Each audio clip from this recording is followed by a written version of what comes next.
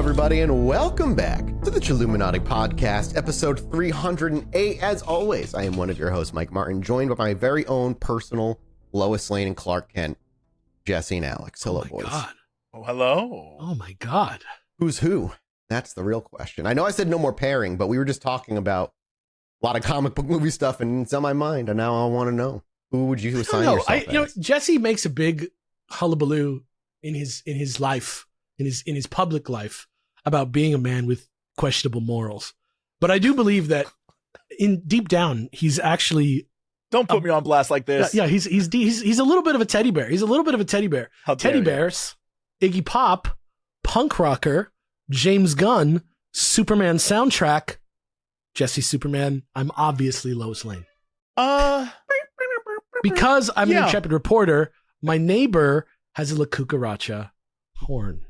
I would say, just based on personality in general, I feel like I expect too much out of the world. And you are like deep diving and looking for like, all right, what's wrong with this? That's the difference. Okay. Yeah. Have you read Kingdom Come? Sure. Yeah. Yeah. In that, Superman gives up on the whole world because his morals are too good for the world. And if I hadn't been killed in that attack at the Daily Planet, I would have been able to level you out. Oh my God, am I going full injustice? No, I'm all right. No, I don't like injustice. No. I don't like injustice. Actually, I don't like it. I'll tell you what, that comic book had no business being like a quality piece of writing. I do not love when they do like, can you imagine if Superman was evil? Like at this point, do we like evil Superman? How did one guy being evil become the sequel to like zombies? How did that happen? It's crazy. I'm literally watching two shows with that idea with The Boys and Invincible. It's both, what if Superman evil? And you want to know something crazy? You want to know something even crazier? What's the name of the dude from Invincible who's not invincible? The older one? Omni-Man? Yeah, Omni-Man. Yeah, that's the Superman that's evil. So, okay, but that's what I'm saying. Omni-Man himself is a creation from another comic book about a Superman, like another like fake Superman. That's written by Alan Moore. Alan Moore made a Clark Kent character who's a comic book writer who invented Omni-Man. Jesus, dude. That's an evil superception, bro. That's fucking chaos magic is what that is. Yeah. Wow, Nice that's so tie-in. crazy. Right? That's crazy though. Holy shit. Actually, if I mention Alan Moore, that's always an actual good transition into talking about chaos magic. We're also going to be talking about Grant Morrison today. A lot. That is one of the most amazing like reading experiences of my life was reading their book, Super Gods. Gotcha. We're talking more about the Invincibles today. Oh, the Invisibles. Invincibles. Yeah. Yeah, the book is about comic books. We're talking about Invincible. Now my brain is I know. Invincibles. Yeah, he writes about that experience a lot. The Super Gods book is like kind of about the history of comics, but it's kind of autobiographical. Gotcha. That's I gotta check it out because before we jump into this episode, also, I want to make sure we go buy our live show tickets out there. I don't know how many are left. I haven't checked. I do 23. We just looked this up on Fox and Crendor. Jim Carrey. Number 23. The number 23. Yeah, I've seen that movie one time, and I don't remember much of it. You've seen every movie that is so weird. You have seen every movie that... Why have you seen that? You've seen it. I don't know why. That's his movie taste is why. That's Mathis' movie taste is what are you talking about? I've seen that movie. I can't wait to watch Step Monster with you guys. Step Monster. Go buy our live show tickets. 23 left. They might be gone by the time this episode even gets out, but if they're not, go get them. We'd love to see you. And you can get early warnings of when tickets are going sale if you're a member of Patreon. That's right. There. A wonderful website where you can get all the goodies that we produce early for you. What am I talking about? You get mini-sodes that come out every time we put out an episode, and they stay exclusive for like a very long time before they become public for everyone. So there's a huge sort of fudgy layer of back listening that you can do at any given time if you want to jump in and join our Patreon. That's all I'm saying. I love it. All right, boys, it's time to dive into the part 2, the final part of Chaos Magic. Now, before we jump in, everybody who's listening, if you partake in the weed, I think it's a good time. This is maybe one of my, it's not. Oh, are you setting me up to be irate? Is that what I'm learning? If you partake in the weed, makes my narc alarm go off so hard. If you partake in the weed sometime I feel like my fucking grandma just walked in the room. Hello, fellow teens. If you partake in the weed. This isn't my longest script yet, but it is close to. It's really, really big because there's a lot here that I want to cover. So, put your moods into, I'd say, a mildly chaotic mood. You boys can get a little too chaotic sometimes. Because last week, we traced kind of Chaos Magic back to its grandfather, a man by the name of Osman Spare, who was kind of this teenage art prodigy in London. Some people were hailing him as the next Aubrey Beardsley. And then all that talent and potential kind of got set on fire when he walked away from it all. He eventually would join Aleister Crowley, only to tell Aleister Crowley to basically go fuck himself, where he would then eventually retreat into a basement in Brixton, where he would write up if you remember reading a little bit of it last week, the Zoskia Cultus, the giant manifesto that was a giant fuck you to Aleister Crowley, essentially. He's the Qui-Gon Jinn of magic, guys. I mean, kind of is in a lot of ways. In a lot of ways. In a lot of ways, he really was. It's worth thinking about Qui-Gon Jinn at a time like this. Honestly, kind of is a little bit. You're not wrong. Qui-Gon Jinn? Qui-Gon Jinn, Bruce Lee. Yeah, Bruce Lee, also a chaos magician somewhere. Yeah, Bruce Lee, Jeet Kune Do.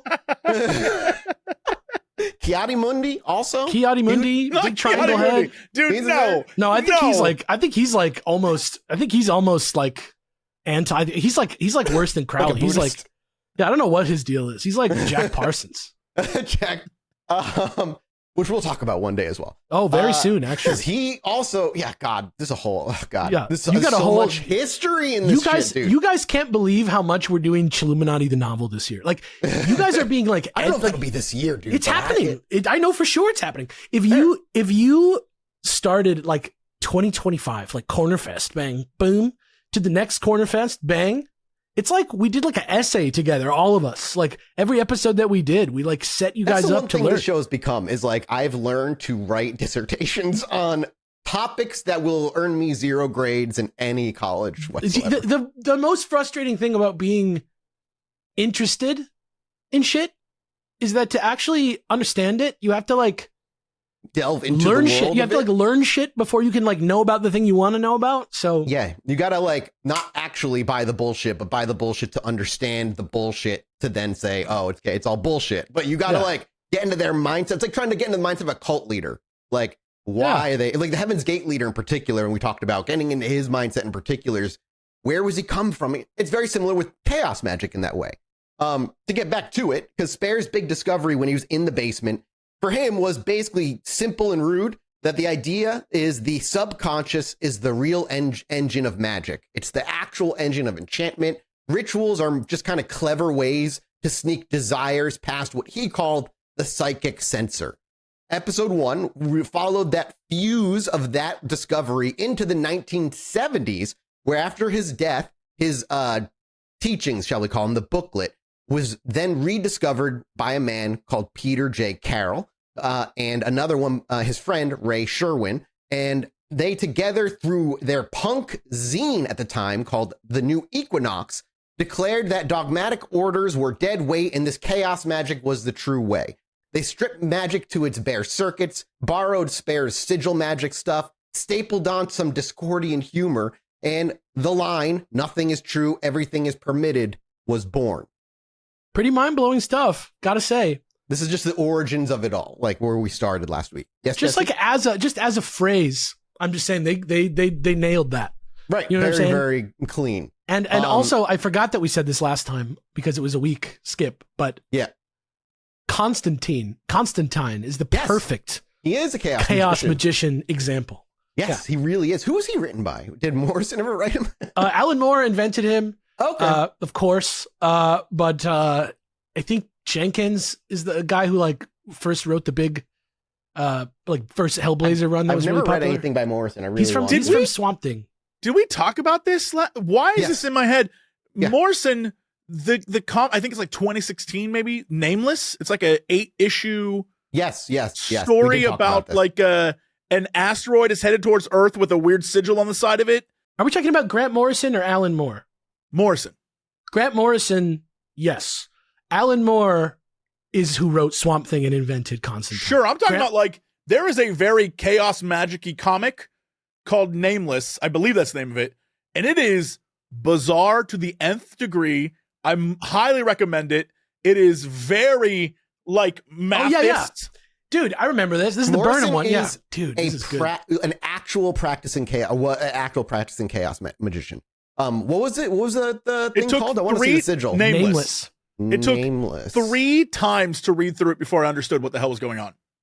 Is it like I don't want to spoil it, but it's like very bizarre, and it's a horror comic. So like it's graphic and weird and crazy, but like I check it out. I'll say this, like Grant Morrison is like so famous. Like they've written, and by the way, I keep saying he because I'm old, but Grant Morrison prefers they them pronouns. So so that I remember to say it. But the thing that's so interesting about Grant Morrison as a writer is that X-Men, like Batman, Superman, all like the biggest, some of the most popular stories ever written in a JLA, in any of those things are all Grant Morrison. But Grant Morrison is probably like the edgiest, trippiest, like most insane, experimental, like edge writing, sort of like occultist, short of Alan Moore, who they kind of like get into it with each other sometimes, like as rivals, kind of. I think Moore is more mad than Morrison is. But it's just interesting how there's the fingerprints of chaos magic seem to be all over Grant Morrison's career in like a very real way. It is, absolutely is. And the fingerprints of chaos magic, as we're going to learn today, are all over everything from politics down to video games and I must stress creations. Again, still on the train of it sounds more like philosophy than magic, but you're also not wrong. As we said last week, you're not wrong. That doesn't even destroy. I just don't like the phrase chaos magic because it makes me crazy. But I'm with you. That's just how it's branded out there, and kind of what it was boiled down to. It sounds like philosophical belief rather than like hocus pocus, you know? Yeah, it's philosophical belief married with ritualistic practice, but we'll talk. It's called chaos magic to free you up, to make it bigger than it need than. I get it. I get what they're doing. I don't like it. It makes it as inner as it is outer. Let's put it that way. Yeah, sure.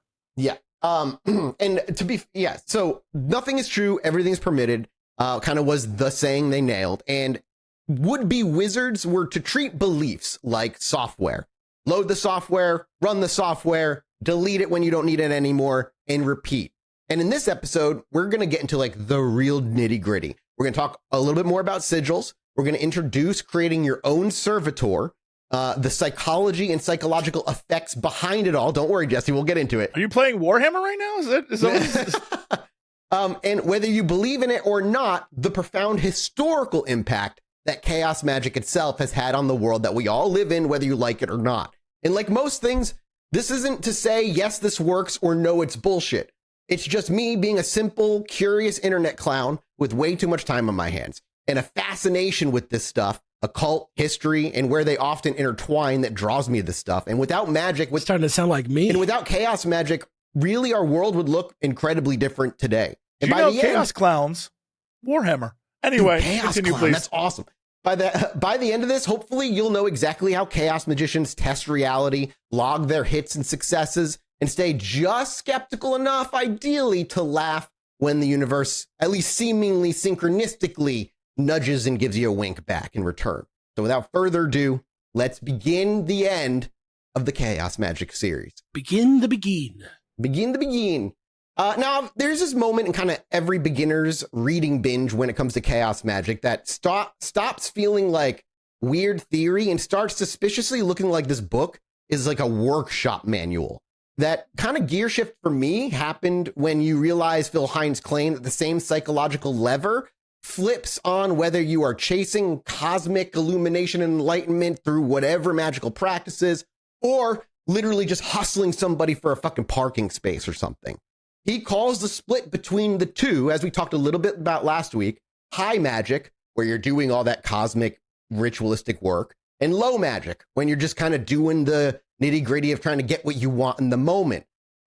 It's like the difference between perfume and parchment illusion that like people often referred to. In his own words, sorcery magic aimed at day-to-day results, quote, keeps our feet on the ground, a necessary counterweight for anyone who dares to eventually reach for the stars. You don't necessarily want to jump for cosmic enlightenment before you do the ground's basic stuff first to understand how this shit works, is what he's basically saying. Like, don't forget you're just a person, and a lot of this is in your subconscious. He would want you basically to strip away all the incense, the Latin. He argues, and both flavors run he argues that both flavors run on the same engine. Focus, altered consciousness, and a willingness to tinker with your own belief until reality seemingly blinks back at you. And chaos practice begins with an act of intellectual house cleaning. Hine describes it as deconditioning, a continuous chiseling at the ego's cement, prying out inherited beliefs and habits until identity stops feeling like a hand-me-down furniture, and the chaos magician chooses freedom of movement over psychological lockdown, which means any model of reality can be adopted, tested, and if it doesn't work or you just don't like it, jettisoned without remorse. You're using these beliefs as tools. And the payoff for doing this is agility. If you're thinking like if compassion rituals from Tibetan Buddhism solve a bout of your little depression, then use them. If it works, use it. If a sigil scrawled on a receipt lands you a freelance gig, count it. That works too. Hey, it worked. That means you use it. You use it as a tool. When truth with a capital T is kind of this unreachable thing, usefulness more takes its spot. Would you say it's all real or it's all fake? So to the chaos magician, yeah, it's all real in that it's achieving the same end. You're not necessarily saying, if you use the Catholic perspective and you're praying to the saints for something to happen, right, and it works, and then next thing you want to do, you go to the Quran and you start praying to the Quran, what is it called? Go on. Yes, go on. You know what I mean? Muslim. Mm-hmm. You're not. Send your angry letters too. Yeah, please. You're basically just adjusting your focus to achieve the goal.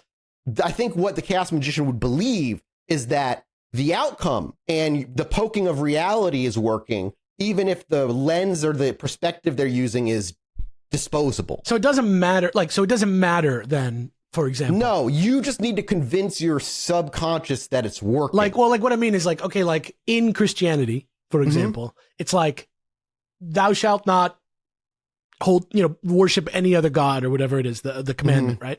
And if you're breaking that rule in Christianity, maybe you can't right. That's a bad example, but there's no rule in Christianity. So it's much closer to, in Catholicism in particular, saints are patron saints of specific things, as we've talked about a little bit in the past.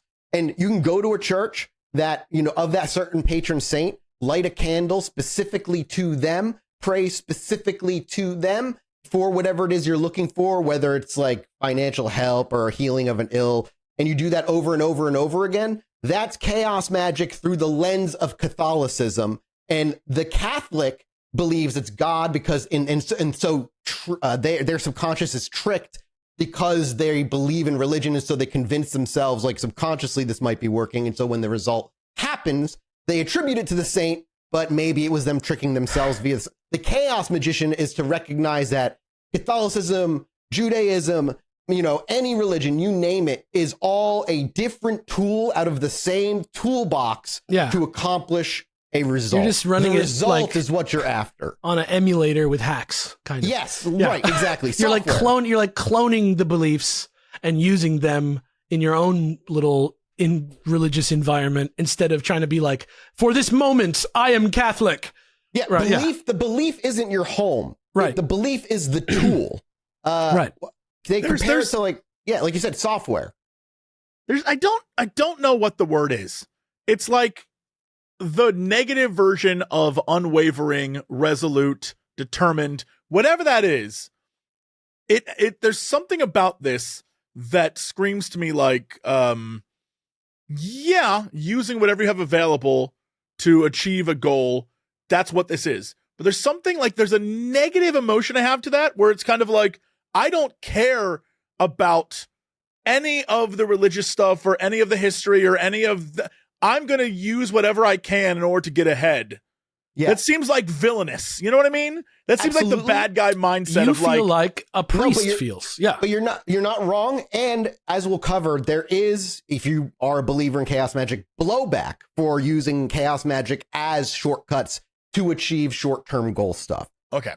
So yeah, belief is a tool. It's not home base. It's not like where you root yourself as a chaos magician.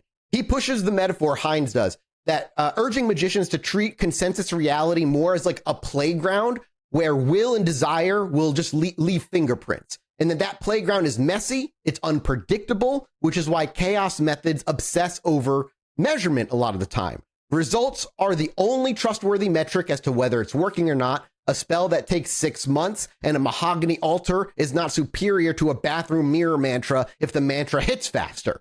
There's no power in how you do it. It's more your own willpower behind it. Nothing unnecessary stopping you from using one or the other. It's just, you know about it so you can use it.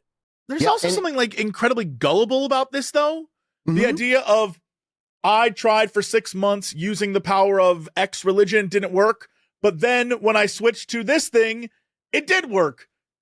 It doesn't mean that that's what happened. It just means that that's when it finally worked. I feel like I'm getting this sense, and you can correct me if I'm wrong, but I'm thinking about like the Hierophant or the magician, like card. Yeah, I know tarot. And then I know the power ups and how they're Binding like, of Isaac. Yeah, and how they're like open and kind of enlightened people symbolically. Like there's kind of like some kind of understanding that they have. Yeah. And I think like I'm starting to like want to say that this is like postmodernism as like a force. I feel like this is like the first time you ever think about stuff outside of it being like yours or theirs. The difference to the chaos magic from Jesse's perspective is like the chaos magician does truly believe, though, that whatever it is you're doing, because remember, forgetting is part of it and all that stuff, is that you are slipping by your own subconscious blocking mind and touching the fabric of reality enough to what we would consider nowadays manifest. Early, like we talked about last week, The Secret, which was like late 90s, early 2000s manifesting. Sure. Like that's what chaos magic essentially is. The belief of is like, doesn't matter how I do it, as long as I can imprint reality and have it come to me. Have it change for my better. Again, yes, very villainous, but okay. Very human, absolutely. Again, Aleister Crowley was extremely selfish and not necessarily a good dude by any stretch. That's kind of the dark side of the magician. That's what I was saying. Is like they're ascended people. They're like they're up on a hill, but sometimes that's good, sometimes that's bad. Like and dark mage versus nice clean wizard. It's the same guy. And while there is blowback, as we'll talk about in the series too, you got to keep in mind too, the chaos magician believes as well that the world is not ruled by a god or whatever, like selfish or not, the world is what it is, and they're going to do what they're going to do. And the only risks they have are whatever the blowback is of whatever they're trying to attempt. Yeah, like there is no, great ruler who at the end is going to deem you worthy or unworthy of entering the pearly gates. Reality is what it is. It's malleable, and those who don't take advantage of it are left behind. It is villainous sounding. Almost a billionaire mindset.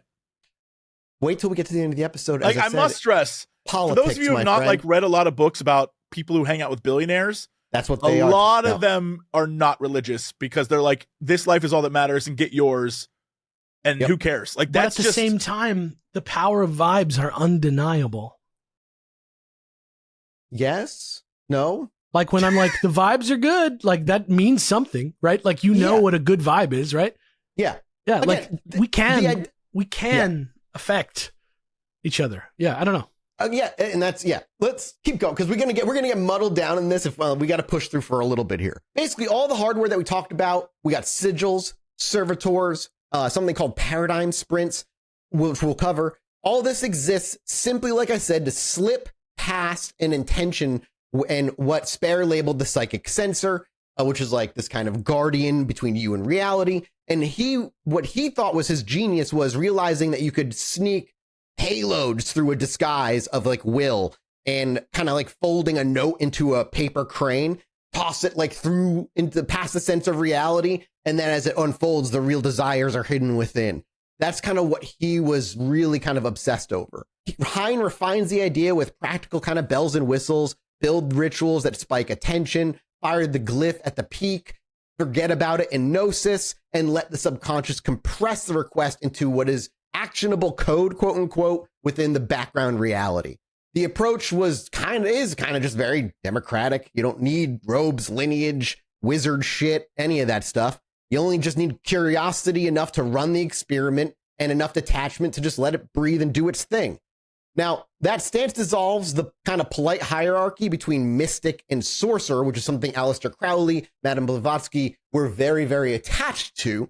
And if you can light a candle for personal transcendence, for instance, you can light the same candle for backdated rent. You don't need separate candles for all this other shit like a lot of rituals tend to do. You just use the same fucking candle. All that other stuff is superfluous.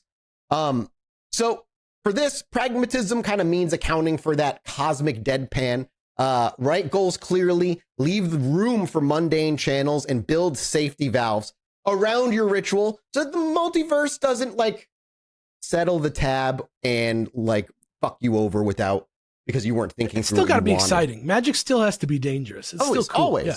So with that philosophical kind of scaffolding in place, with belief in being modular as appliance, consciousness as kind of like an assembly line, and outcomes are the only honest scoreboard for any chaos magician whatsoever, what we're going to now dive into is theory to practice. We're going to talk about how this is all done, and we're going to go back to revisit and just re-talk a little bit about sigils before we move into servitors. So Spare Sigil method is a kind of perfect street corner technology. It's super, super easy. You pick a single desire, take that sentence and write it out, remove the repeating letters. Then if you choose to, remove the vowels, then take the letters that are left, layer them on top of each other, twist them around, do whatever you have to do until you have a unique sigil, or like whatever you want to call it, that you know what it means, but nobody else does.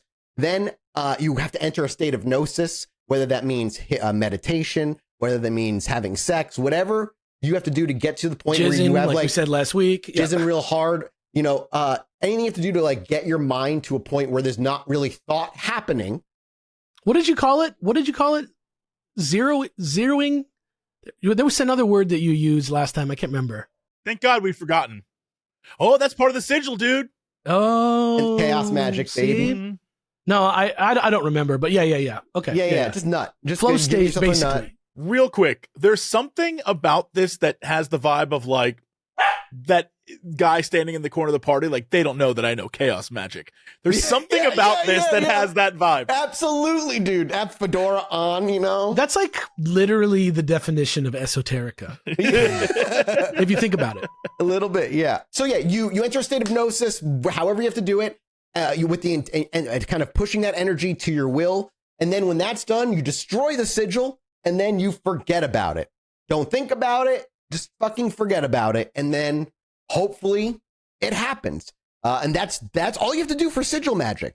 But, while that was kind of put together by Phil Hine, rather, the bones of that stuff was very much in Spare's work from him creating all the stuff in that basement. Remember, Spare died nameless, penniless, in a basement surrounded by apparently countless cats.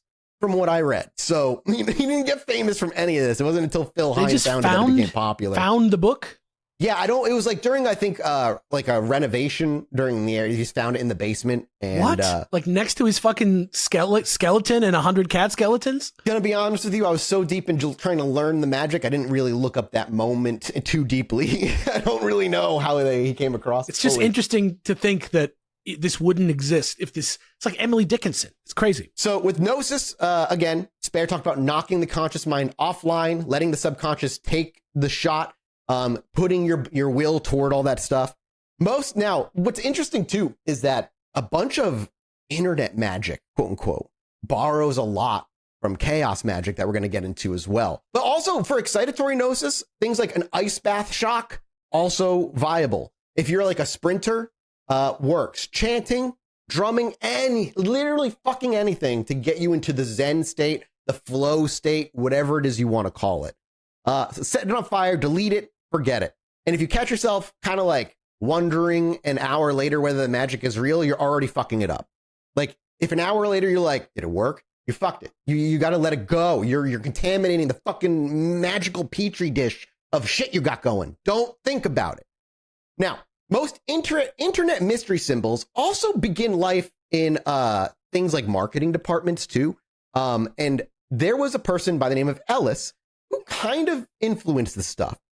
Ellis was born on kind of a low traffic occult message board in 2004. And I promise this may seem disjointed, but it will all loop back. Now, the user who posted it went by the name of Argil.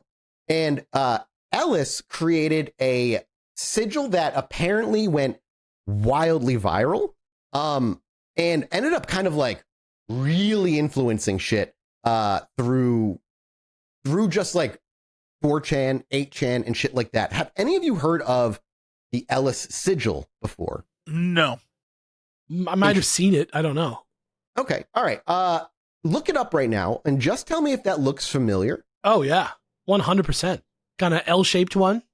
Yep. Yeah. I've seen Doesn't look familiar to me at all, but no, okay. The fact that there are so many images. I've seen it on bags and pins. I'm surprised. Okay, so I guess I'm not super surprised Alex has seen it before.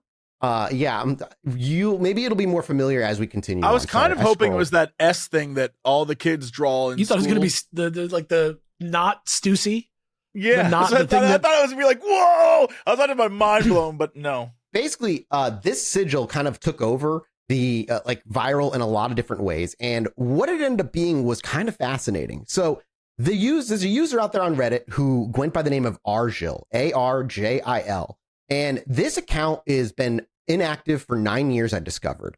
And I during my research of the Ellis Sigil came across him, and he's apparently the person that created the Ellis Sigil, and he specifically created the Reddit account to answer questions about the sigil back then, and then that hasn't been touched. So anytime I reference this guy, take it with a grain of salt. I could not confirm it was him or not exactly, but there's a lot of stuff he talks about there. But it's a dormant now 10-year-old Reddit account.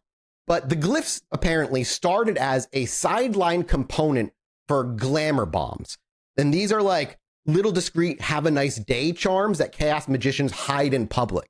Stuff that they put out there that are supposed to just bring good vibes to the area. And this was one of them. It's called a glamour bomb. And the Ellis Sigil is simple. It's a red lightning bolt spidering kind of like inside of a loose circle. And this guy's experiment was to ask fellow practitioners of chaos magic to copy this mark into any working that they were performing through their chaos magician rituals. Like kind of like for him, he kind of compared it to like stapling a little extra credit onto the work that they were creating. And early feedback through his early experiments apparently suggested that this bolt was lending a little extra sauce to some of people's sigils and rituals without having to rewrite their intent at all. That they could like slap the sigil onto their own sigil without having to give it any meaning. And it was making it like the results happen faster for some people, or they got results that were better than they were expecting. And then there was the Marauder Underground, which was his loose crew of people that he gave this idea to. And then they took the idea outside on their own. It's like LFG. They started to chalk the bolt under New Age shelves at a Barnes and Noble to siphon wish energy from browsers. They hid it beneath highway overpasses that were supposedly suicide rate bridges, hoping that it would help reduce people like wanting to jump off the bridge with again, positive good luck kind of jive and charm. Every new tag that was kind of both the deposit into the shared battery and landline connecting each of these symbols place to what you would call source, reality, consciousness behind it all. And people continued to report mild upticks, a little found cash here or there. Someone had a lucid dream. or a weird kind of uncanny synchronistic scheduling luck between them and a friend who couldn't quite get together. It might have been like a little prank for a little while if a larger chaos magic collective, DKMU, had not adopted the glyph and then rebranded it Ellis the Red Queen, and then published a manifesto that read like kind of like guerrilla street art meets sympathetic magic handbook. Like a hijacking? Yeah, they hijacked the symbol. Yeah. What? And the manual then outlined 7 practical uses of the symbol. Tuck the sigil beside your own glyph to add like that extra sauce. Tag liminal zones to knit them into this network. Spray it where the vibe is dead to wake reality up and kind of bring life back around it. Blast it in plain view so random passersby get, as they called, quote unquote, Ellised into an interesting afternoon. You could even meditate on the symbol or pull raw charge by the way of a Wiccan might do it. Might draw like from the full moon. The only warning was tone control. Whatever mindset you hold while sketching programs, the resonance is the resonance you receive. So draw it while giggling at entropy and expect a trickster static kind of to return. Your mindset and your mood will affect how the sigil reflects back to you what you're trying to get. If you draw it while quietly asking for creative flow, then maybe you'll supposedly get like teacher-like nudges and enter the flow state more easily rather than pranks back. Most chaos workers kind of ignored that caution and went straight, obviously, because people are people, for straight maximalism. Over the next decade, the glyph crossed the Atlantic on stickerbacks, cameoed in alley murals, and slipped into metadata of fucking JPEGs. Sightings began clustering around music venues, college areas, festival bathrooms, roadside tourist traps, all places where folklore and all kinds of stuff easily breeds wildly out there. Skeptics obviously dismiss the whole phenomenon as just vandalism co-opted by pattern seekers, but even they conceded at some point that the replication curve resembling early Twitter virality was happening. It was going viral before viral was really fully a thing. And honestly, from a sociological angle, this demonstrates that kind of just like an occult glyph can just travel through the same channels as a political slogan or any sort of imagery that is just catchy and can slip through cultures across the ocean. It's a meme. Yeah. Yeah, dude, just hang on to that thought. You don't even know what you're hitting on right now. So later, we like through the Reddit posts I was able to like go through in his later Reddit posts, he kind of just through his answers cuts through a lot of the hype of the questions that were being asked. He basically says most effects that happened were subtle, that extreme winds do happen but burn out quickly, and that Ellis should be treated less like a wish machine and more like a roaming kind of current that you can give out to people in small bits. It's not supposed to be this thing that you put in, I want to be a millionaire, and it gives you a millionaire thing. It was always supposed to be just a good vibes, have a good day charm put out there that was co-opted and then redefined by these other people that had kind of gotten their hands on it. He does offer, he literally continues on and kind of like says that he offers like a simple replication test. Like if you want, you can invent a clean symbol, your own, link 2 copies in separate ritual spaces, meaning creating 2 separate ones, and see whether you can like move from one focus to the other and have his sigil on one and one not on the other one, and see if one seems to occur more readily than the other one does. Like that's the only way you can really test this thing, is running 2 different sigils at once for 2 different intents and see if the one that you put the Ellis sigil on, you know, gives you like a better result than the one that you don't put the Ellis sigil on. But obviously there's no way to scientifically measure any of this. So, but if you want to run your own kind of study, just choose a symbol. You can do even simple things like choose a symbol that's just out there, state a single job, and then publish minimal ground rules with it, where you want to tag it, what mood to hold, and how to log outcomes, and track the results and just see what happens. Tell your friends if you're all into that stuff. You know, hand it out amongst a small group of people and tell them what the rules of the symbol are, and just see what happens. But keep it chill. Keep it a good vibe if you're going to. Other people who've practiced and done stuff like this, who've created symbols like this, I also want to talk about. Particularly, I want to talk about Grant Morrison as well. Now, Grant Morrison likes kind of to say out there that they grew up convinced comics were magic spells kind of printed on cheap paper. if you don't know who Grant Morrison is, very quickly, he was born in Glasgow in 1960. He had an ex-military father and a mother who smuggled apparently escapist paperbacks past like rationed area of Scotland. His dad became like a protester. Like he like snuck onto like nuclear bases and like took pictures. Like he was like serious anti-government guy. Yeah, it's his. This whole episode on him we could do really. And apparently when he was a kid, he was just fucking taking in and inhaling superhero weeklies like it was his job. Like he loved that shit. And by the late 80s, they were scripting mainstream stuff for DC. But the real turning point for him came in 1994 when Vertigo greenlit a creator-owned title Morrison pitched as like Psychic James Bond versus the Architecture of Oppression, apparently was the pitch. And the book that I'm talking about is The Invisibles, a 70-issue psychedelic epic whose apparently real ambition was hidden between the splash pages. The Invisibles for Morrison was actually him practicing chaos magic in the guise of creating a comic book. But I mean, even in the comic book, it's like people just legit practicing magic in the comic. Yeah. But I mean, they planned to use the title as what they later coined a hyper sigil, which is like a sustained narrative engine designed to echo, amplify, and eventually reshape the actual author's actual life. Then that is what Morrison was doing with the Invisibles. You know what else people always say is that it's based like the Matrix came from the Invisibles also. Dude, we're going in there. I promise you. For him, like the blueprint is kind of fucking like, what's the word? It's like audacious, right? Like in this shit, the lead character whose name was King Mob, apparently this looks uncannily like Morrison's like mirror selfie down to if you saw them in the 80s, they look like a goofy, like they could have been Doctor Who. Like it's right. They always have these wacky outfits on, and they were in a facial band, piercings, leather jackets, that kind of shit. Yeah, exactly. And the main character's allies included a teen runaway with latent reality warping powers, a transgender Brazilian shaman, a time traveling individual from 1890s, and a former NYPD officer initiated into voodoo. It's pretty sick. It's pretty awesome. Sick.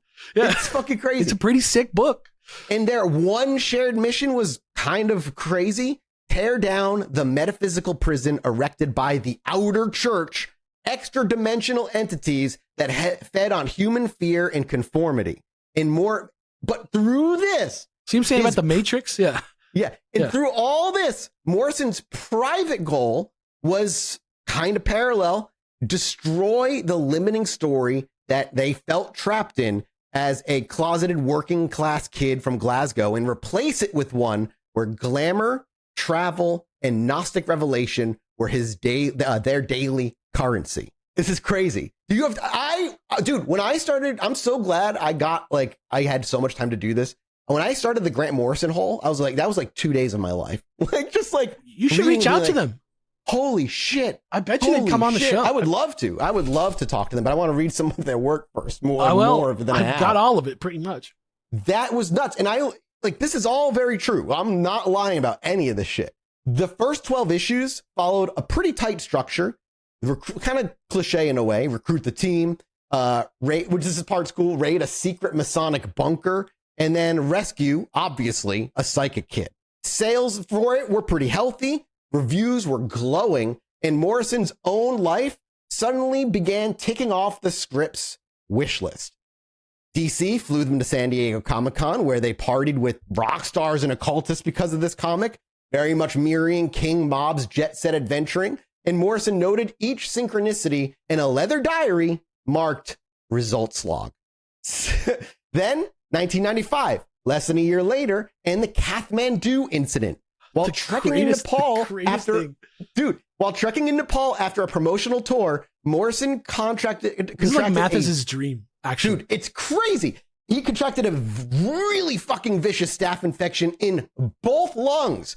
Fever delirium spiked to 106 degrees, culminating in what Morrison later described as an encounter with, quote, fifth dimensional machine elves made of Mandelbrot equations. Yes. This is like that dude who messaged us and said he saw math. Literally this week, I think it was, there was an article out that was like, there's a really huge correlation between the things that everyone sees on fucking acid and shrooms and shit. And going back decades, it's crazy. But local doctors, while they were working on him, predicted that that they were going to go through organ failure.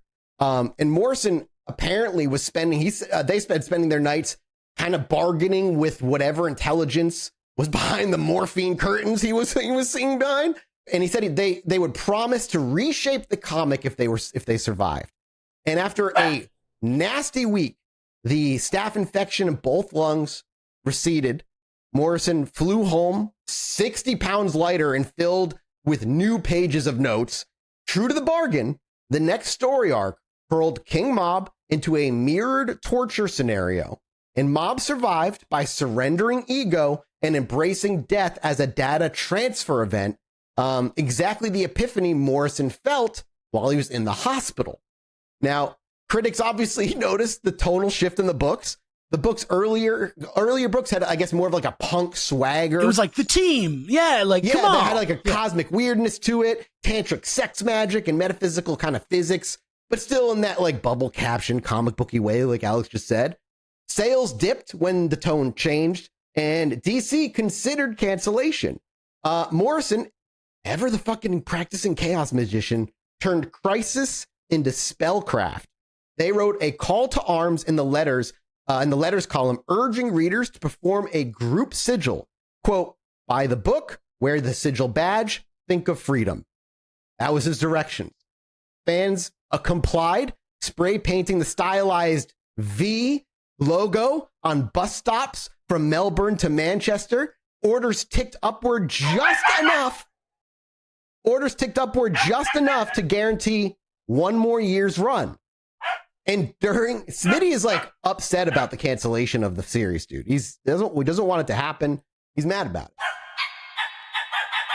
Fans complied, spray painting the stylized V logo on bus stops from Melbourne to Manchester, all over the place, and orders ticked up just enough to guarantee another year's run. And during this kind of like rescue mission chaos magic operation, Morrison was also testing real world sigils. They published an essay in Pop Magic laying out a to-do-it-yourself chaos method, draw a glyph, charge it with unusual states, forget it, then watch reality pivot.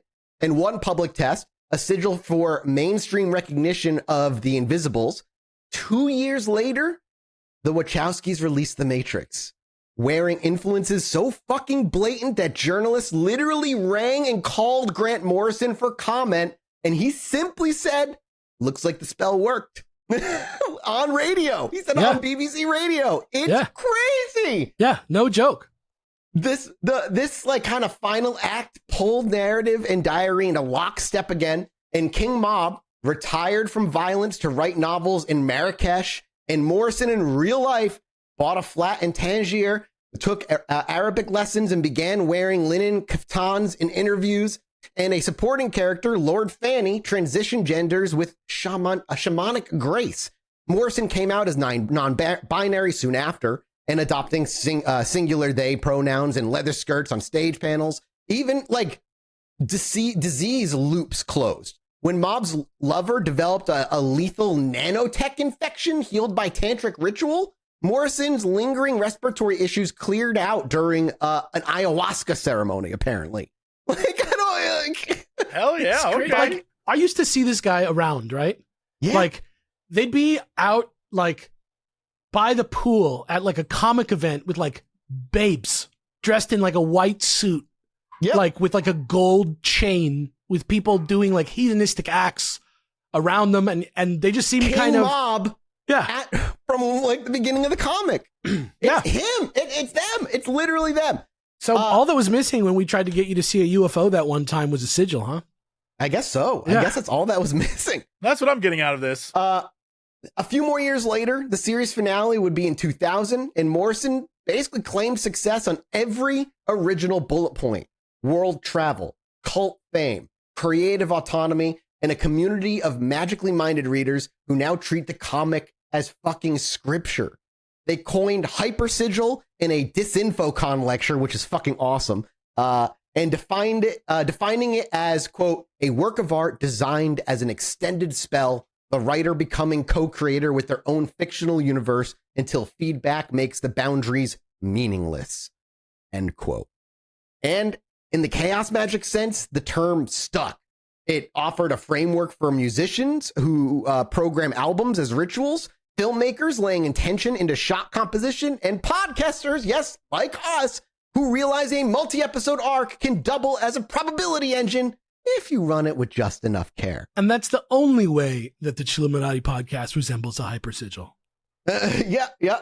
Now, it's also important to know there is a cautionary bit to this. Morrison admits that the toy that they were playing with is fucking sharp. The tortured lung coincidence nearly killed them. Later, they wrote a storyline where King Mob loses a finger, and Morrison sliced the same finger on a kitchen mandolin weeks before publication. That happened to me one Thanksgiving, and Kelly didn't let me use it for 2 years. Just made my balls fly into my I was going to say, that was a visceral reaction. Dude, I remember seeing it there on the fucking other side of the mandolin. Yeah. And that was, again, weeks before the book was ever public. Basically, the advice that they give new hypersigil engineers is kind of more pragmatic advice. Keep mundane safeguards. Rewrite when the narrative tilts towards self-harm. And remember that every supporting character is a mirror neuron waiting to teach you something pleasant or not. So, which I love. It literally is another side characters were just another facet of their personality. And if there's anybody listening who wants to borrow the trick without spending 6 years on a monthly title writing their own comics, Morris suggests short form practices. Treat a week of diary entries as the life of an ideal future self. Create a little story for that week in the future you. Write sensory rich details. Then close the notebook and act as if filming the sequel. Or you can storyboard, if you do stuff like with us, storyboard a podcast season of whatever you're doing, where each episode solves a personal obstacle through research and humor, or track whether life hands you raw material between recording sessions. Hypersigils crave engagement. Feed them with attention. Adjust and change as you need to. It's not supposed to be super rigid in that way. And if they respond, sometimes it's quietly, sometimes with a lot louder. You never know, but, be present in the moment. It's not about thinking, much like all chaos magic, Morrison suggests, set it, forget it.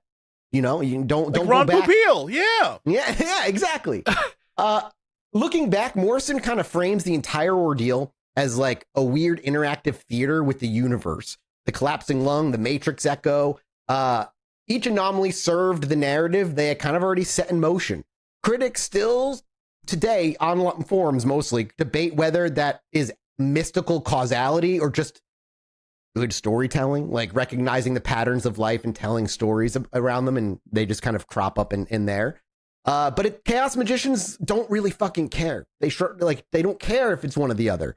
They see more of a control group of one running a 6-year self-experiment whose published data set is 70 issues fucking thick and still spawning weird footnotes to this day. And that makes the Invisbles the most heavily kind of documented sigil chaos magic in modern occult history. It is the biggest piece of sigil work I could find. It was like his own personal fucking magic lab. And I did not know, when I was doing this, that the Invisbles were it was literally him doing doing chaos magic, not figuratively, literally. That's their whole career in comics, pretty much. The whole philosophy of comic books goes into this sort of magic. I don't know. It's really interesting to think about the idea of exchanging ideas and the sort of information packet that a sigil can be. I guess you just imagining instead of it being a picture that you look at, it's where you take all the letters and make it into a picture. You do that with 1,000 million letters, I guess, is the idea with a hypersigil. But the idea of it being a comic book and it being this sort of thing that has sort of a permanent and non-permanent home is kind of interesting. because I have a lot of those things on my desk. They're, like things that I've bought for years. I have all the Invisbles books on my shelf, but a lot of the people who read it and threw it away. I don't know. There's something kind of extremely powerful specifically about comic books in that way to me.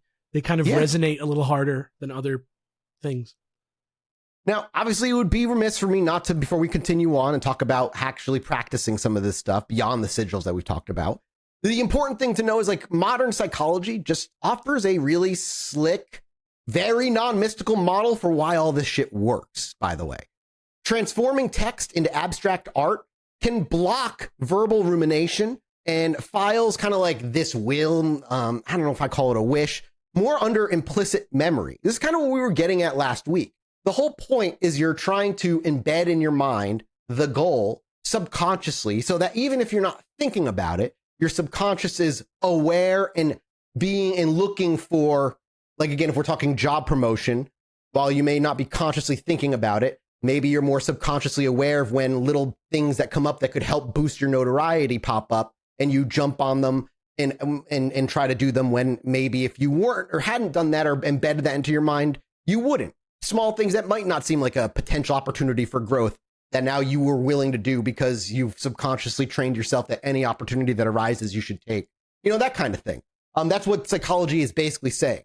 They also talk about charging during the flow state, orgasm stamps, that kind of thing. That's all just very heavy dopamine neural imprints. When you're doing that and you're thinking about that stuff during that moment, dopamine is flowing and that shit is getting seared into your brain in a way that it wouldn't normally do it if you're not, having sex. And as soon as you bust a fucking nut, you think about job promotion, it's good. The dopamine. That's what happens every time I bust a nut. Romantic. Yeah, I know, right? Every single time I bust a nut, I'm like, job promotion. Yeah. You know what I just realized? This is a deep cut. But for anyone who's seen the show Mr. Robot, the bad guy, air quotes, this is that dude. Him and his wife are like this completely 100%. Yeah. Yes, that's the point. Even when chaos magicians are brought up, well, it's just this, it's psychology. They literally go, yeah, we know. They accept it, but they add I will say they add a little sprinkle of something extra to it.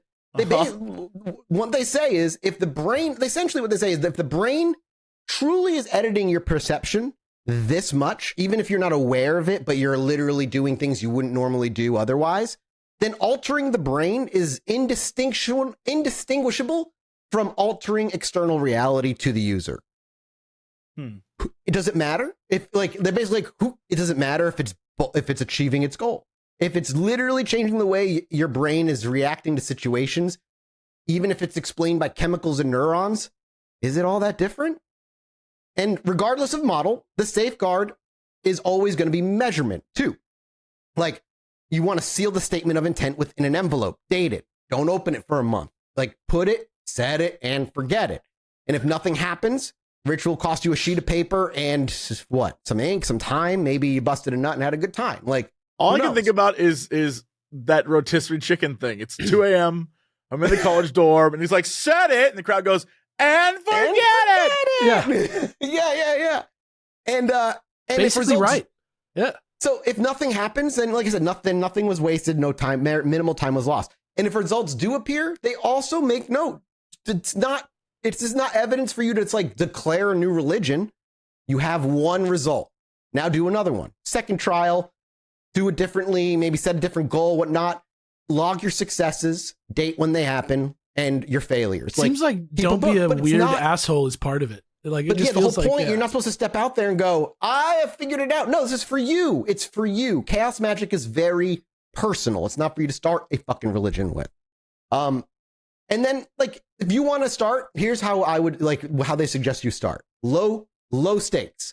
Start low stakes. We're going to get into some practices now, and then we're going to move into servitors. So what you want to do is you want low stakes desire, something like, you want a free pizza, or maybe you want to hear from an old friend you haven't heard from. I can get blowback from a free pizza? Well, let's talk about it. The smaller the desire, intent, or will, the easier it is for you to forget.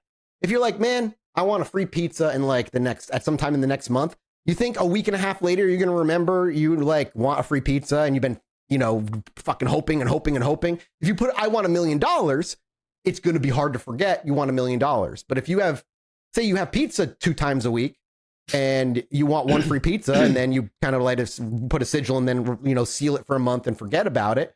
I at least pretty sure I'm going to fucking forget it because I forget a lot of things all the time.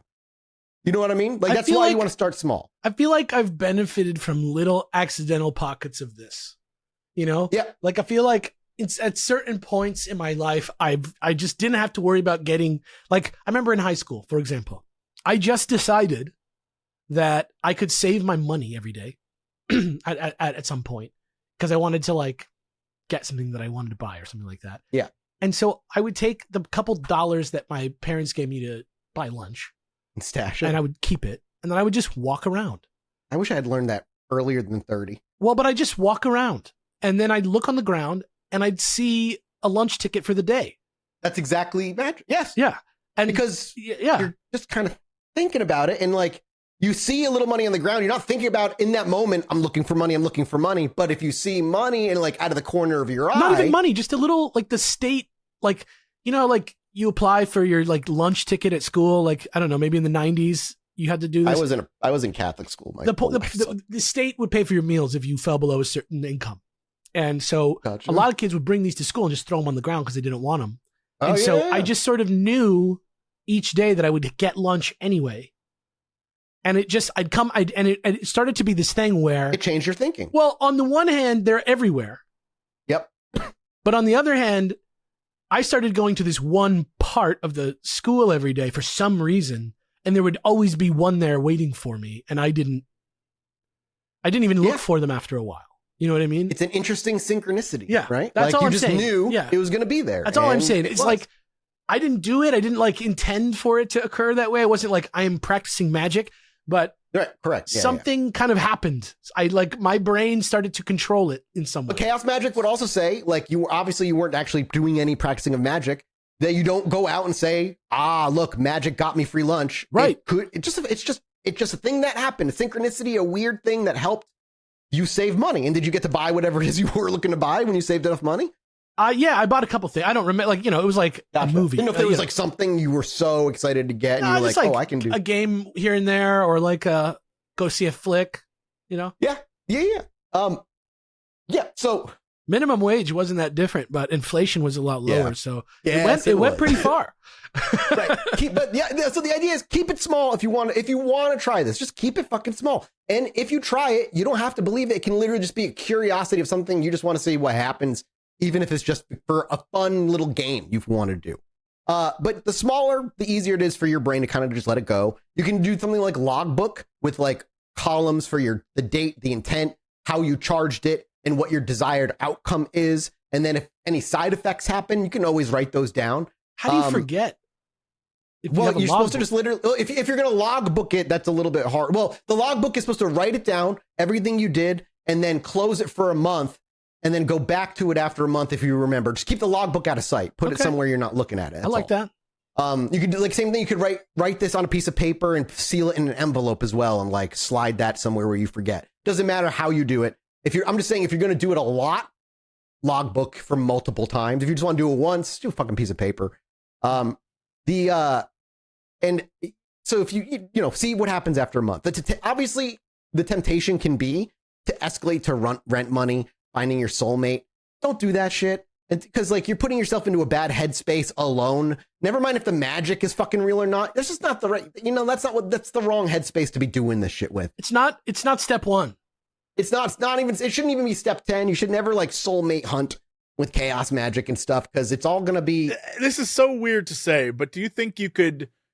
Because I've been thinking about the entire time that there's definitely people out there who probably could use some good fortune, but if you believe in chaos magic, for example, and you want this to happen to you very badly, but then you do all the steps and whatever, it still doesn't happen, right? Like the difference between it worked and it didn't work to me seems like pure cosmic luck rather than anything else. But absolutely, ignoring the fact that I still think it's bunk, could you not simply say it's chaos magic, when someone says, instead of looking for love, don't, and it will find you. Like that old 100%. Yeah. Mm-hmm. That's exactly Agreed. what that means. Or like, just like when you go get a parking spot and you just kind of like know you're going to get one and then you get one eventually. Yeah. Right.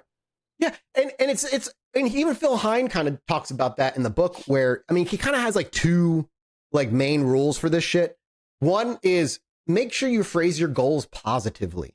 It's all about being positive. It's not about being, negative about shit. But the other one, he also but can you be positively negative? Like, I really want insert name to suffer in the best way possible.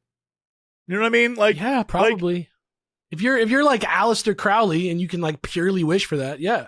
Well, but I mean, like, what I'm saying is, you just said positively. You didn't say it could be positive or negative outcomes. Like, I very much want insert name to have the worst day ever. Yeah, I mean, people have. We're going to talk about that too. We're getting there. I know it's a big chunk. But the other thing he also, like the rule too that I want to talk about is he talks about making sure you basically keep quote unquote like mundane pathways open. And the best example he uses for this is like, if you want you want a little more money in your life, like not like millions, a little bit more money because you're just struggling in the moment. When you create your sigil for this, it's also important that you are still sending job applications too, right? A mundane pathway for cash to flow to you, one that is earned rather than given. And a sigil for love, if you do desire to use it for it, would like land faster to you if you go out and leave the house and socialize with people as opposed to staying in the house and only online. Yeah, remember, it's your own will. It's still your own will. Yeah. There's still, you can't just sit there. The effort has to be given. Sigils are more like kind of like a Swiss Army magic knife in that way. They're very super cheap. They can kind of do a lot of different things, it's like but they're not great at doing. It's like a one-purpose magic wand. Exactly that. Yeah, exactly that. So with that in mind with sigils, let's now move over to servitors and what they are and how valuable they can or cannot be. So if you think of like sigil as like that kind of little simple thing, a servitor is more closer to like a custom built like psychic drone that circles around you until the work is done. In chaos magic jargon, it's a thought form given just enough structure to operate without constant pilot input. Phil Hine calls it, quote, an entity consciously created to perform a task. What was that other thing we talked about before? I was going to say, which sounds supernatural. Yep. And maybe if it sounds familiar like a tulpa, yes. There's some differences, though. Like most of the building blocks are already native to the mind for this. Whenever you would imagine like an argument in the shower or rehearse a pep talk on the drive to work, you are spinning up sketches of personalities that talk back for a lot of people, right? A servitor is kind of what happens when you take that sketch of an individual and then kind of train it on one singular purpose and then give it a badge that says you're now an expert at this one singular purpose. That's what you exist for. Osman Spare kind of hinted at the idea with his original creations, when he referenced something called atavistic residues. He believed buried instincts could be coaxed into temporary shapes that handled chores the conscious mind found boring. Phil Hine took that and turned that kind of hunch. It was very, very loosely talked about in his original works. And he turned it into more of a repeatable protocol like he did with most of the other stuff. And that's what we're going to talk about. What'd you say, Alex? Sorry. I'm just trying to imagine what kind of task you could satisfactorily perceive as being done by a servitor. We're going to talk about, I'm going to give you an example along with the steps of how to do it. So the first thing you like do is craft a tight statement of purpose. No wider than one singular clear verb. Get that? Distill that sentence into a sigil. We're going to talk about examples, don't worry. Distill that sentence into a sigil so the conscious brain stops fussing with any of the grammar. Model a body for the sigil, either physical like a clay figurine, or like you could draw a cartoon if you have the artistic kind of talent there. And you can picture behind, like try to picture yourself behind the eyelids, like try to, as you're creating this thing, try to imagine yourself as the thing being created.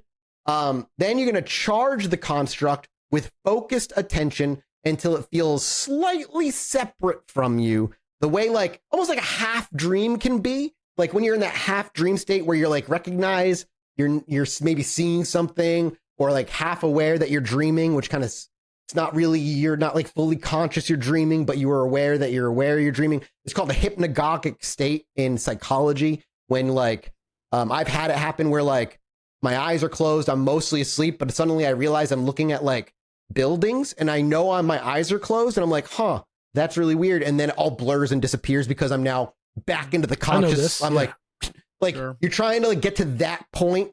That's what they mean by that. And then when that's done, you're going to bolt in an off switch so that no matter what the outcome, that this servitor will basically retire and disappear on its own before it kind of becomes a tulpa. Like before it becomes the brooms, the Mickey Mouse brooms. Tulpas are the thought forms you breathe life into and give focus to until it is entirely on its own and you can't really do anything with it. This is that proto state. It's much more simple. It's much more focused, and you don't want it to outlast what you're doing. Some chaos magicians treat servitors as like autopilot subroutines. Like have we talked about kind of software and code before, like a sort of psychological code that maybe pings their nervous system when the cue for whatever their intent is happens. Others kind of prefer animus reading and talk to their creations like they're tiny spirits that they've created. The difference is just mostly practice. It doesn't really matter how you go about it. Both camps agree on basically the same house rules. A servitor should have one task, one fueling method, and one retirement date. Skip any of those safeguards, and this little project can sprawl into basically the mental equivalent of like an old browser tab, eating more memory, eating more resources until it does become its own thing. So build lean, feed very little, and shut that fucker down on schedule. So with that in mind, let's build one together as an example, and you can build it on your own if you want. Part of this. I'm just going to come back at me. I'm not going to do the sigil now, but we'll walk through it. This one, I've written out. I don't want this to come back on me. I don't know this guy. I don't know you guys. Let me do this. Let's build one together. This servitor is going to be named. We're going to call this the Pomo Goblin. Okay. The Pomo Goblin? I like that. We're going to create the Pomo Goblin. What does the Pomo stand for? Well, its task is simple. Whenever we feel procrastination sneak in, the Pomo Goblin's supposed to be like, hey, fuck don't you. do those things. Hey, go write your script, you fuck. Hey, go do your research. Hey, Jesse, go do that paid promotion you were hired to do already. That kind of thing. You start procrastinating.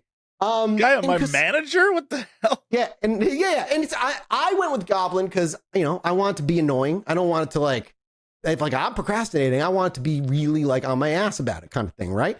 I got this. Yeah. It all makes sense. What you're gonna do is write down like I don't want to procrastinate anymore, or I wish no longer to procrastinate, and that's what the Goblin's for. You're gonna write that all down, create the sigil, and obviously put your focus into this thing. Keep it a thought form. You can sketch it out if you want.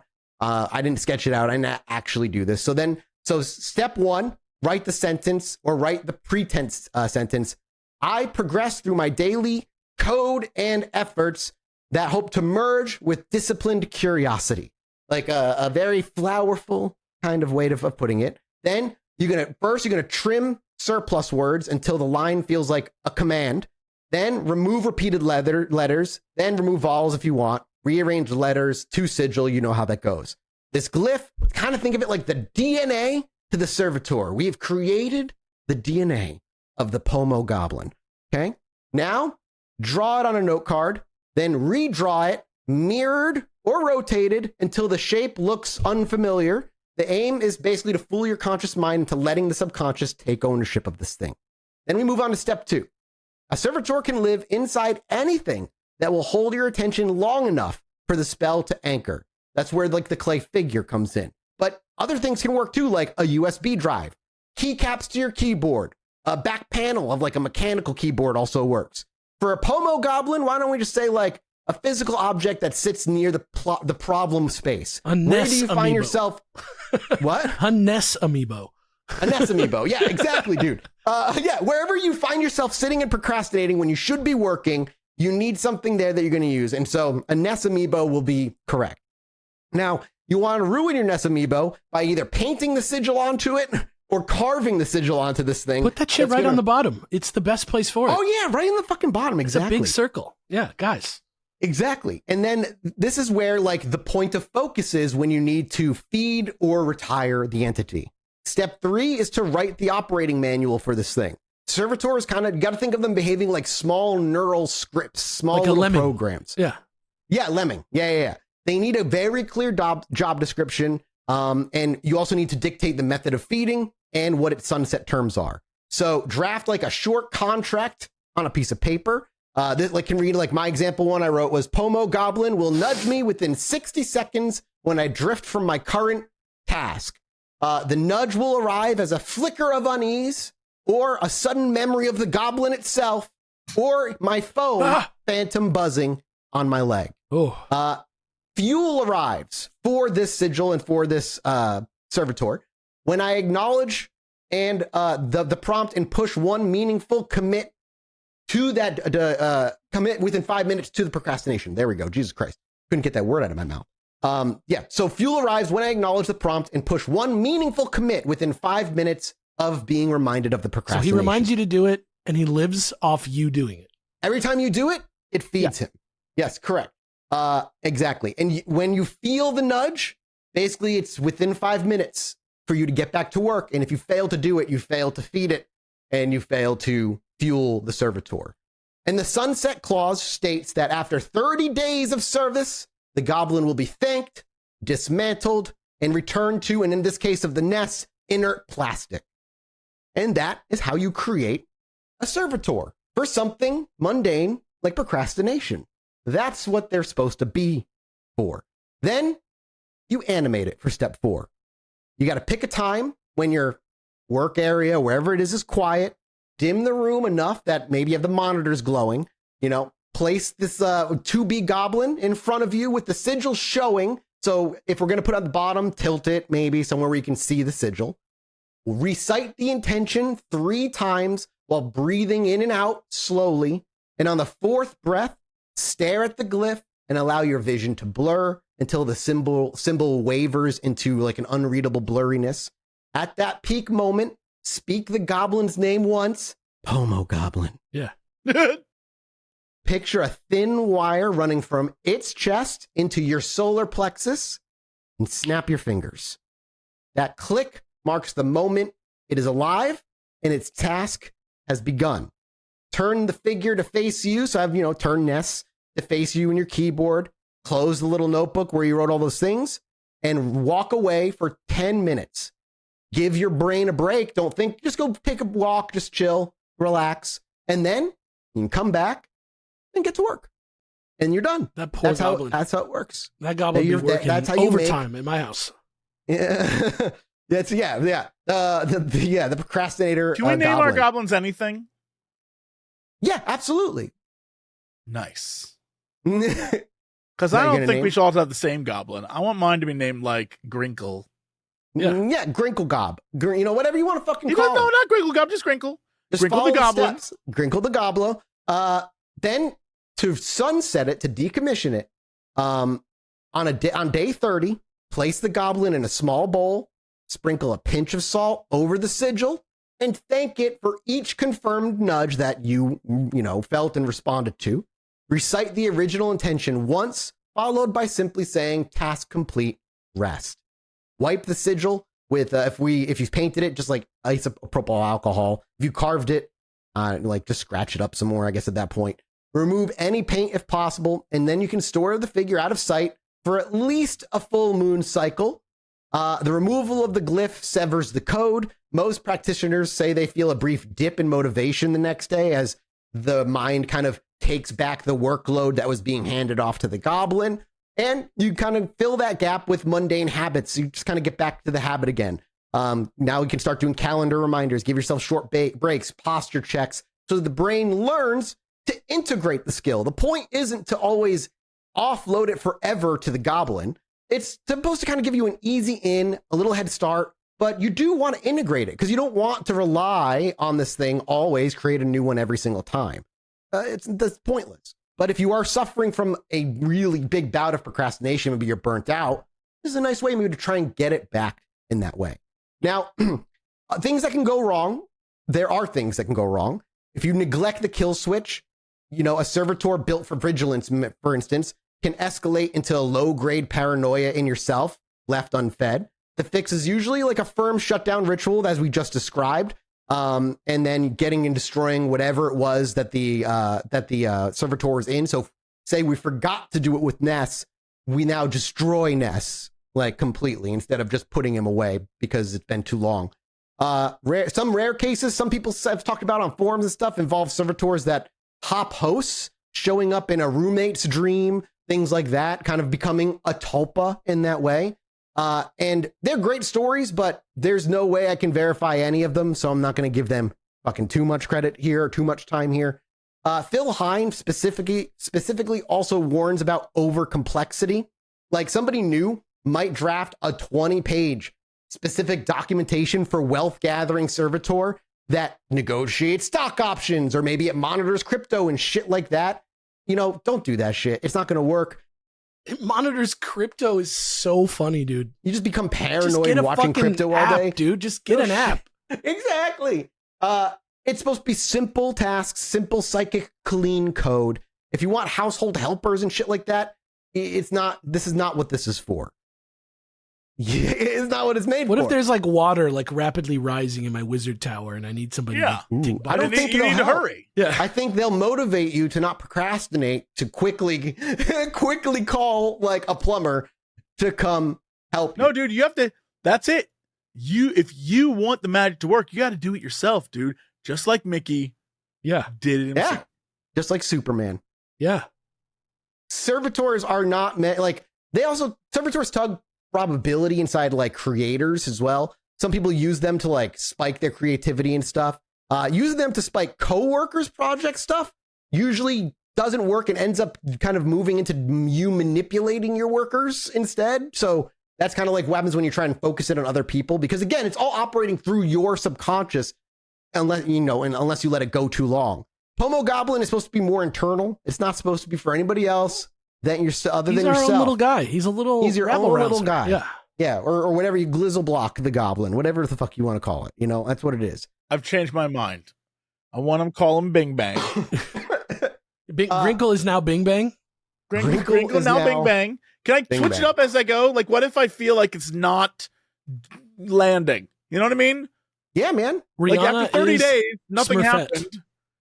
Yeah. Did I fail, or did Foosball, my goblin, fail? If you get too on your own head about it, it's you. It's the exact enemy of chaos magic. Is like, what if I don't? What if I do everything right and it still fails? Well, how complicated? What are you asking it to do? I'm asking it to help me write eloquent emails. So you just keep it in front of you. It's not, and your emails are just not become eloquent. Yeah, I keep ending every email with yours fuckly, Jesse Cox. Do you ever catch it, or do you only realize it after the 30 days is over? I try to catch myself, but sometimes I can't help it. What if I've been doing it for years. What if some intern reads it and is like, you know what? I want to live my life like this asshole. This Liv Fuckley guy. I love this guy. I'm gonna change how I live to be like this guy. Like, would that be enough? Well, because then, but I want to not do that anymore. I want to be more eloquent in the way I end my letters by saying thank you or yours truly or be in touch soon, instead of sit on my dick and spin, Jesse Cox, Yeah. I feel like that's very eloquent. Like the message is coming across. Like, I think maybe the reason this guy's not working is because he doesn't have a job to do. It's not necessary? Yeah, damn, okay. That's all crazy. right. Sit on and spin, Jesse Cox. That's incredible. Alex, what a goddamn point you made. Like, are you kidding me? Oh, God. I wish I wrote that in any email that I ever wrote. As we wrap up the part of Servitors, we move into the back left, the part of this I'll have that done episode. for you by 6 p.m. Set it and spin. Yeah. Jesse Cox. Jesse Cox. As we were talking about, chaos magic loves the slogan, results over doctrine, how you do it. But Phil Hines very much talks about, even with servitors, every shortcut hides a speed trap. Okay? This is the part you were talking about, Jesse, before. The glamour of tricking probability can slide into habits of yourself that start hollowing out your own ability of your own judgment, or it can start hollowing out your friendships, and even the imagination you were trying to like make better. Your creativity starts becoming less and less as more, you become more and more isolated from people. Phil Hine devotes honestly an entire appendix in Condensed Chaos to what he calls gremlins that follow success. This is kind of like, we're not going to I'll go over all of it, just a couple of things so you understand where the risks can be. With servitors in particularly, servitor dependency comes first, right at the top, because it creeps up kind of just like without you realizing it. The servitor does its job so well, you just stop practicing whatever underlying skill you're hoping that it fixes. A goblin that snaps you back to like the moment at every distraction feels like an ally until you try to work on a borrowed laptop where the plastic mascot is now missing. Now you're out in like you're somewhere else. You're traveling. You didn't bring him with you. And now what? You look at him, he's not there, and now you just keep procrastinating. Why? Because you're relying on it too much. You're not integrating as it's happening. The point is to as it reminds you, you're supposed to be building the habit alongside the reminder, right? Yeah. And if you're not doing that and you're just literally relying on seeing it, and then it's not there, and now like it's an actualization assistant. Correct. Yeah, it's not. It's I truly kind of it's not a slave. I've kind of pair it next to, in a weird sense, mushroom trips, if you don't mind me saying, because a lot of point of mushroom trips is to integrate whatever internal work, if that's what you're doing, like, dealing with like issues within yourself, to integrate that, not to rely on the trips and the mushroom trips to make you feel good and think about it. The point is to come out and then think about what it is you realized in that moment or worked through in that moment, and then make it part of who you are. Like that's the point of servitors. It's not supposed to be something you lean on and rely on. They're supposed to be there for 30 days to help you build the habit and then remove. That's why this is one of those kickbacks. The mind kind of just gets accustomed to outsourcing the task and then stalls when the helper's gone. He personally calls it the post-servitor slump. The fix, he says, is to schedule a gap week of deliberate, mundane practice, brainstorming by hand, timed free writing, literally anything that just kind of rebuild whatever muscle you were trying to have the servitor build before spinning up a new servitor, if that's what you want to do. Give yourself a week to try and do it yourself. Then there's what he calls belief whiplash, which hits people who a paradigm hop. Like you were talking about earlier, Jesse, about, well, what if this doesn't work in Catholicism, but I do this? Peter Carroll actually joked kind of about swapping belief systems like programming languages works until the psyche wakes up, not sure which accent it speaks, is not sure why you're even doing this. It kind of becomes, you blunt the effect of it.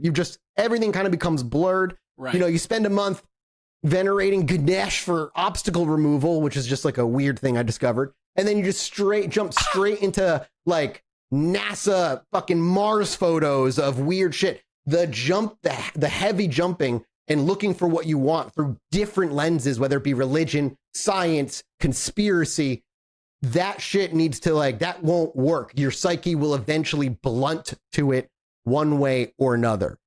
He calls it identity vertigo in the book, where nothing, again, all things are kind of equal to you in that perspective. One practicer of chaos magic kind of described the symptom as feeling like he'd left the front door open in his head. Voices of past paradigms. Crazy. Yeah, he would talk about voices of past paradigms would quote unquote walk in at random hours. A Vedantic calm at breakfast, cyberpunk nihilism at lunch, that kind of shit. Where it was just there was no grasp on context. He didn't know of what he believed. It's like Johnny Depp. He just doesn't know what accent he has anymore. Or Gary Oldman. You're like, dude, what is wrong with you? What happened? Yeah. Interesting, but actually really comparable. Johnny Depp's like, hey, what's up? Hey, hi, I'm Johnny Jim Depp. Carrey You know what I mean? melting down and realizing all of these identities he was and are all just acts. That kind. Yes, that, except for your belief system in place of your own self. Yeah. He would say the remedy for him, he said take 2 weeks of just chill. No rituals, no esoteric content intake whatsoever. All you're going to do is mundane chores around the house, long walks of clearing your head, and just try to let the internal monologue calm on its own without exerting yourself in any way. Hine continued kind of to note in the book that switching masks is safe, kind of just so long as you hang each one back on the peg, quote unquote, and check your own face underneath. Don't lose yourself in these switching belief systems. That's the backlash that can happen if you do it. You know that. And then the last one, which I think I would say, and the one I put on here as last because I think this will resonate with a lot of people, particularly you, Jesse. Magical thinking as a lifestyle cope. This is a big thing that he talks about. He calls this the slowest trap and the hardest to clock because it really can masquerade as progress sometimes. Chaos techniques work, sometimes spectacularly, which tempts the practitioner to apply them to every solvable annoyance in their life. Need rent? Write a sigil. Serotonin boost? Get a servitor. Need better sleep? Visualize a dream template. Like, the list can go on and on. You can start outsourcing all this stuff. Useful until, like, so to speak, like everything is brushed under the rug and nothing matters anymore. It's all magic at this point. Phil Hines often tells beginners to keep shit mundane for this reason of just like trying to use magic as a cope immediately. The temptation is obviously there, right? That desire to see a fix-all tool system that is supposed to fix all things, except if you actually read like the practices and the nuances of it all, that's not what it is whatsoever. But beginners who only hear of it and jump into it are everywhere, where like that's what they try to do. Everything gets a servitor, everything gets a sigil. Life is not yours to try anymore. It's to offload onto chaos magic. Min-maxers, dude. And that's and it's min-maxing, exactly, but they're getting the backlash of nothing's happening because they're not doing anything. They're not having either. fun. They're just min-maxing. Yeah, man. Exactly. So when supernatural for him, he was saying like when supernatural tactics substitute for ordinary effort, the spell stops being a tool and just graduates into becoming a crutch for your own like weaknesses. The eventual bill for him, we'll say, like arrives in the form of neglected work or things like spoon-fed relationships that fall apart, your own atrophied planning skills. If you're offloading being reminded to do something to a servitor. It just cuts across the border, and this is the stuff you really do need to worry about because it is psychological. And if you're gonna do like psychological lazy or offloading things, it will have a negative impact on you psychologically, because that's what all of this is about in the first place. And sigil should be nothing more than a nudge. Things should only be things to help you build your brain and train it to look for the things that you want out of your life by putting in the effort alongside it. And as far as like dealing with other people, as far as chaos magic is concerned, consent matters in others. You can't just chaos magic other people. It will just affect how you act toward them as you maybe start looking at them differently because you did a symbol on them or you did all this stuff. What it does is it changes your behavior, right, not theirs. Maybe to build that relationship that you think you want or don't want with them, but in reality, it's probably very shallow and built through the lens of you specifically looking for the moments where the spell is supposedly working. And then the last is like, there's like problem blowback where he talks about like, there's like slingshot effects when desire snaps back if handled carelessly, anecdotes of like things like a Toronto occultist sigiled for more heat during a brutal winter and his landlord's boiler exploded. Like that kind of thing. Like, that kind of shit. This is all very, very important to all of this. And I think it really does point to that chaos magic is psychological work on yourself in its own way. Self-hypnosis is another way I kind of like look at it. So has it become, as we wrap this episode up, I do want to talk about the impact this thing has had on history, and particularly how it's had a huge effect on modern history and kind of trace the path chaos magic took to get there. We're going to start not in the 1890s where chaos magic was. We're going to start right in the 80s where we kind of left off our history here. The 1980s. Okay. Where British counterculture is splintering into like punk's ragged aftermath, like afterward. And one of the loudest splinters is Throbbing Gristle, which was a noise art quartet that swapped guitars for tape loops and onstage autopsy footage. And their co-founder, Genesis P. Orridge, absorbs Peter Carroll's chaos Genesis magic Porridge? Yes. Yeah. Absorbed the chaos magic primer and decides Just the hasn't said anything theories. for like 5 minutes, and he just screamed Genesis porridge. Yeah. Whoever's at the office is probably like, what? Did that motherfucker just say Genesis porridge? Peter Carroll's Chaos Magic primer and decides that the theories shouldn't stay on the page. And what emerges in 1981 is the Temple of Psychic Youth. And I'll show you how it's spelled, so you know I'm not just saying it weird. Like Borat, dude? Because this is how it's spelled. You tell me how you would pronounce that. The Temple of Psychic Youth. Psychic Youth. Okay, well, yeah, but I just happen to know that at one point in time, psychical research was like esoteric occultism. Yeah, okay, I get it. OV is not how you spell of. No, I get it. I get it. You tell them, not me, man. Genesis Porridge definitely wrote this. Let's put it that way. Yes. Yeah. Or we can just call it Toppy for short, TOPY. Okay. This was a loose worldwide network that treats every branch of this do-it-yourself chaos magic media as like ritual Bible. TOPY's mechanics kind of feel weird, but imagine like Patreon crossed with like occult pen pals. You mail in a stamped envelope, get a photocopied newsletter back, and inside find an quote-unquote access point for the coming month. Perhaps draw a sigil in menstrual blood, for instance, or photograph it and send the print to a central address. The point is everybody does the same thing each time. Yes. Members pin the same symbol over their beds, believing the shared design links their personal workings into a group circuit. For music, P-Orage, P-Orage, not porridge. No.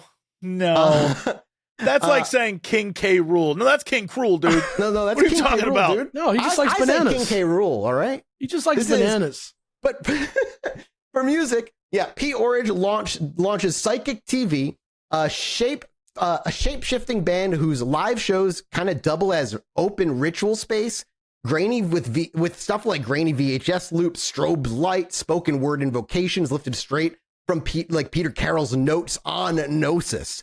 The British press immediately smells Satanic Panic gold and runs a splash headline about, quote, drug-fueled sex cult, and hands the Temple of Psychic the exact spotlight that it wanted. Shocked parents banned the newsletters. Art students devoured them.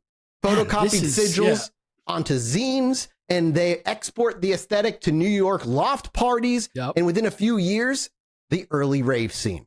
Even skeptics of this agree that that Toppy sort of rewired fringe music visuals with that grainy collage, cut up slogans, biological fluids as ink kind of thing.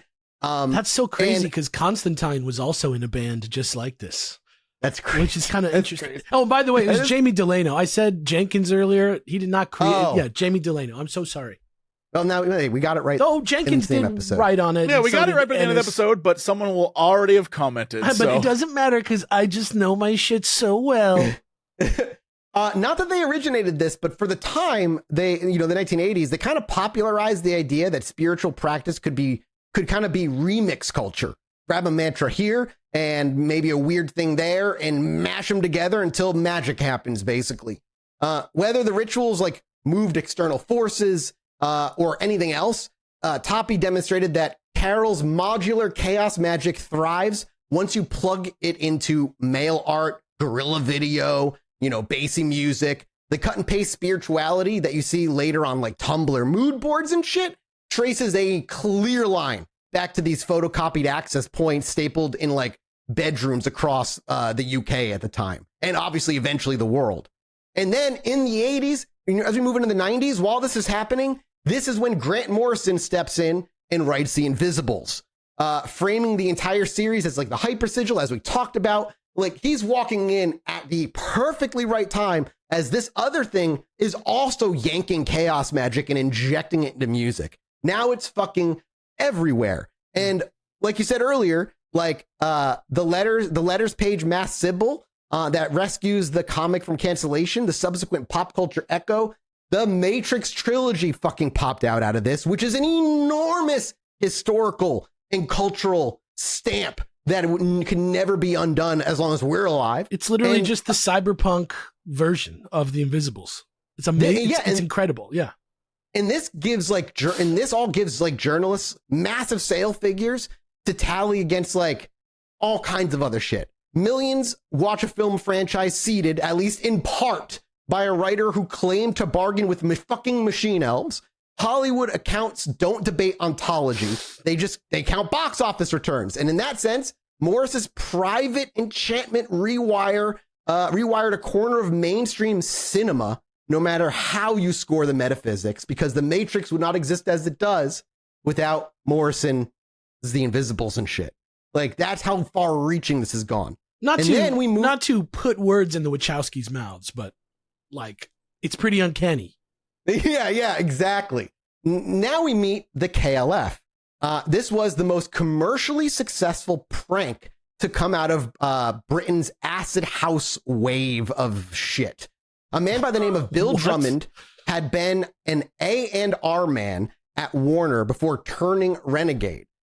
Jimmy Cauty played guitar in the band. This is band stuff that became known as the Orb. And under aliases like the Justified Ancients of Moo Moo, they hacked together rave beats and pop choruses, sampling whatever the fuck and whoever the fuck they wanted, and they paid fines later. They basically were like, asked for forgiveness, not for permission. And their name and mythology were lifted straight from the Illuminatus trilogy, Robert Anton Wilson's satire that mixes Discordian humor with basically a cult magic conspiracy. textbook. Yeah. Yes. And in the novels, the Justified Ancients are a secret order bent on sabotaging authoritarian reality, and Drummond read those pages and decided pop charts could be the order's next front line. And between 1988 and 1992, the KLF sold millions of singles, 3 a.m. Eternal, Last Train to Transcentral, Justified and Ancient. Yes. Jesus. While issuing press releases that read like other manifestos. Each hit funded the next stunt. Ice cream vans parked outside award shows. Sheep's heads dumped at the Brit Awards. Gunfire blanks over crowds. The underlying logic came straight out of chaos magic. Symbols hijacked attention, rewrites, consensus, reality. It doesn't matter if it was a prank. If reality is at the end of it all, people believe it's real, and therefore doesn't make it real. And at midnight on the 23rd of August in 1924, Drummond and Cauty ferried a metal suitcase stuffed with 50-pound notes to a disused boathouse on the Scottish island of Jura. I think that's how you say it, Juri. It's Jura. With one handheld camera rolling, they poured the cash onto a stone hearth and fucking set it on fire. A pyre worth £1 million sterling, their entire royalty fortune. The film watched the K Foundation burn £1 million toward art houses the following year. Viewers booed, cheered, walked out in silence. Tabloids demanded an investigation into whether the burned violation currency destruction laws. Members of Parliament tabled questions about artistic responsibility. The Arts Council has since referenced the act in funding debates as a benchmark for spectacle versus value. Pretty solid. Drummond's post-mortem framed the burn as, quote, a banishing ritual aimed at money's psychological hold. Whether any occult force accepted the offering, the gesture accomplished a real-world mutation. It forced critics, bankers, and lawmakers to discuss the fucking metaphysics of cash on record, because they had to be debated about, is this crossing a line? Did he break a law? It's the same logic as the Servitor, to be honest. It really kind of did. Yeah. In chaos magic terms, the KLF treated media itself as the sigil, public outrage as the charge for the simple sigil, and the ripple through cultural economics as the manifestation of the intent. Chaos ideas also filter into corporate branding. Modern marketing decks talk about brand sigils, shorthand for logo types designed to elicit emotional triggers beyond rational product features. Senior strategists cite Carroll's principles that symbols work best when unchained from literal meaning. Chaos magic has literally helped dictate how branding is done. They point to Nike's swoosh or Apple's bitten fruit and explain almost verbatim that the image functions like a charging sigil. It compresses a feeling and fires it each time the eye meets the curve. No candles, no Latin, no robes, no spells, no wands, fucking nothing. Yet, quarterly revenue charts track the spell's efficiency. It is being tracked. Now, we take that and roll the clock forward to 2015, and we open a browser tab on 4chan. Imagine we're doing this. The image board. Okay, imagining it. Like I never did that. The image board, famous for pranks that sometimes escape into national news. Each board on the site. Yeah. I didn't know this because I'm not really a big 4chan user at all. But each board on the site assigns every new post, obviously a sequential ID number. I knew the anonymity, but land on a post with repeating digits dubbed dubs, trips, or quads, and you have bragging rights for the rest of the day. Apparently. That lottery mechanic kind of primes users already to treat numbers kind of like omens of something or good luck charms, which kind of becomes important once we are moved into the world of politics.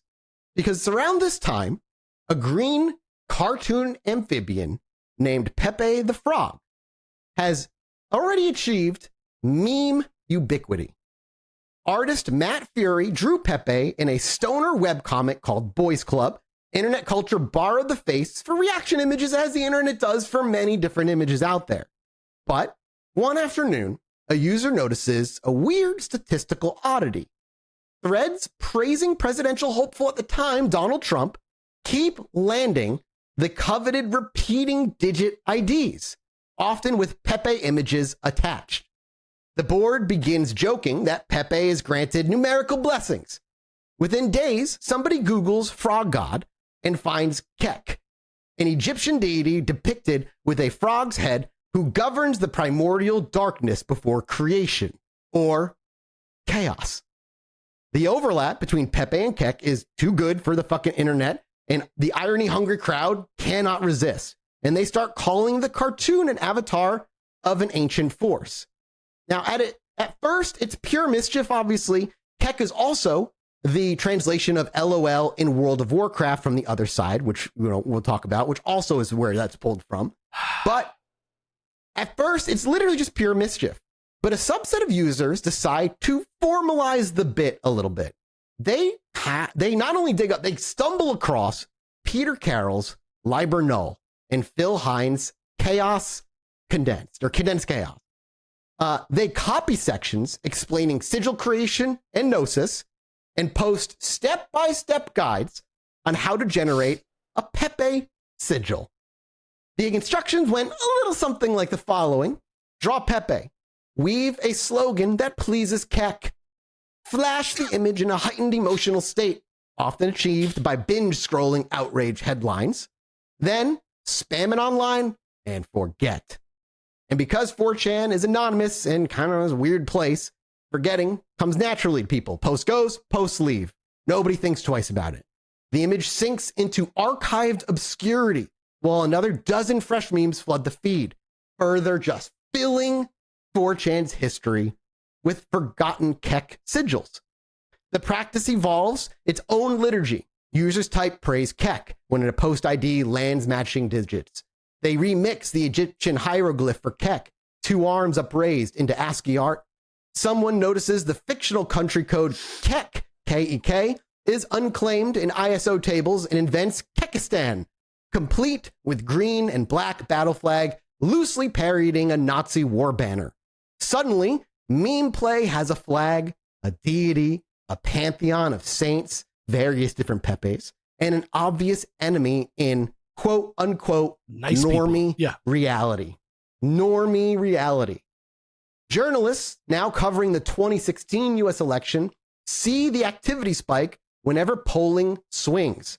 Mother Jones runs a profile titled Meet the Alt-Right's Favorite Frog. Wired publishes internet memes are now an occult ritual, quoting Carroll's definition, specifically of sigil almost verbatim.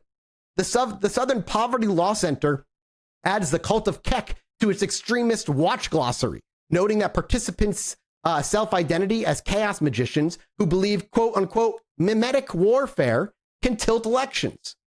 Homeland Security subcontractors pick up the term in little reports here and there. And a 2017 RAND report on fire hose propaganda briefly cites Kekistan forums as examples of, quote, crowdsourced influence operations that mimic occult initiation. In academic circles, the Association of Internet Researchers hosts a panel called Feels Good, Keck Man, where scholars trace direct citations of Carroll's chaos magic in archived screen captures. Practitioners inside the board begin running coordinated experiments. One involves mass posting a stylized Pepe overlaid with the phrase, Trump will win, during key debate nights, accompanied by a Carroll-inspired mantra, quote, impose will, forget result. Another ties every post ending in 7s to a luck charge for market gains. Users track the Dow Jones and claim victories on green candle mornings. Verification is impossible because the signal to noise ratio is thin and statistical cherry picking is fucking rampant, but the feedback loop of claim, coincidence, and celebration keeps the practice alive regardless.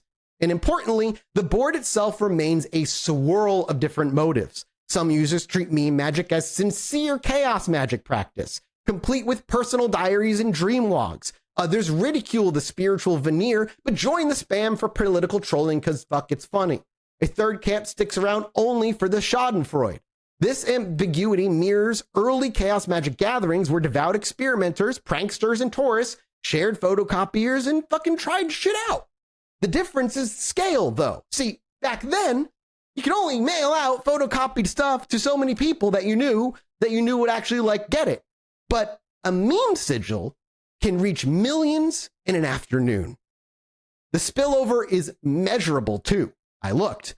Google Trends shows a sharp climb in searches for sigil magic and chaos magic between mid-2016 and early 2017, aligning with mainstream articles on Pepe and Keck.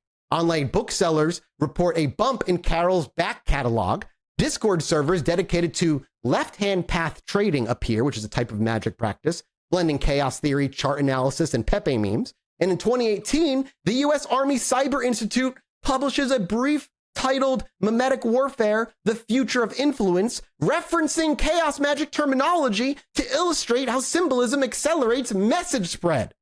Two lessons emerge from this fucking chaos magic petri dish. First, chaos magic techniques scale effortlessly in the social media age because they rely on distributed participation and rapid forgetting. Functions, this is the internet boiled down. Second, the ethical questions Carroll touched on in the 70s grow thornier when the target of a meme spell might be an electorate rather than a job interview. Consent, blowback, and ownership of narrative become geopolitical issues once government analysis start quoting Liber fucking Null. Now, whether the cult of Keck actually swayed any votes is unprovable. Polling dynamics involve huge ground campaigns, funding, complex demographics. But chaos magicians argue that the proof of concept was never about outcome. It was about engagement. A frog sigil got thousands of apathetic posters to focus emotional energy on a shared intent. Reporters, think tanks, and security agencies noticed that was happening and then further fed the fuel, making it bigger. That alone marks a historical moment where a joke born on a message board dragged chaos magic vocabulary into fucking Senate hearing footnotes. And this is like a working, in other words, this is like a working designed for lulls, still manifested a measurable ripple in our reality and history. Even if all it conjured was a round of policy briefings and a new line item in extremism databases. Like, for listeners, I don't think the takeaway shouldn't be to lionize Pepe or excuse the darker corners of the board. It's to recognize how quickly the machinery of this shit adapts to modern times. A sigil that once faded on a cafe wall now replicates at fucking fiber optic instant speed. Charged or not, its trajectory proves the central chaos claim. Imagination, ritualized and distributed, produces real-world effects. cultural, political, or psychological, a mix of the three, long before anyone agrees on why. And looking at these points in history, for me, a pattern emerges. Austin Spare sketches his weird shit in 1900. Peter Carroll systemizes them in the 70s. Genesis P. Orridge then weaponizes them for art and punk music in the industrial art of the 80s. KLF burns £1 million in the 90s to prove money is imaginary. Grant Morrison folds the theory into a comic that leaks into the Matrix and changes his entire life. In Hollywood consciousness in the late 90s, image board pranksters flipped the toolkit into political memetics. By mid-2010s, along the way, therapists, advertisers, and brand consultants borrow fragments of chaos magic directly because results are results no matter the dogma. Do any of these episodes prove that you can bend reality with a doodle? No. No way in hell, not in a lab sense whatsoever. They prove that people who treat imagination as leverage can move headlines and balance sheets. The effects are measurable even if the causal chain is slippery. One could call it a placebo amplified by social networks, but placebo here means belief, changing physiology, purchasing behavior, and yes, even voter turnout. And that material is real in the historical record and unignorable. Is it magic in the magic sense? No, or at least nobody can say. But it has absolutely changed the course of human history. And that is the end of our Chaos Magic two-parter, boys. And everybody listening, how you feeling about that last little bit of... Why you gotta do that? Why, you know what? What's the matter with you? I was fine with porridge. I love porridge. But you have to look at the effects. Maybe this is blowback. Maybe this is the blowback. But I know people are like, it's all bullshit. I even maybe agree with you, it's all bullshit. But it's not that it's bullshit. It's not that it's bullshit or not. It's just a way of thinking about it. Right, but the actual, like, literal chaos magic as branded as chaos magic by Peter Carroll specifically changed human history.